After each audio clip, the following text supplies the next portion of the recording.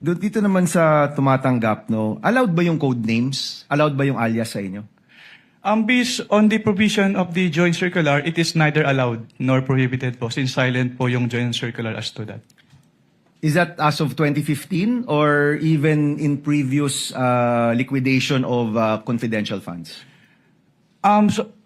Based on my recollection po, even yung dating circulars po, buhat nung nag-assume po ako sa ICFA, wala naman pong provision as to the use of aliases. So bawal ang paggamit ng alias.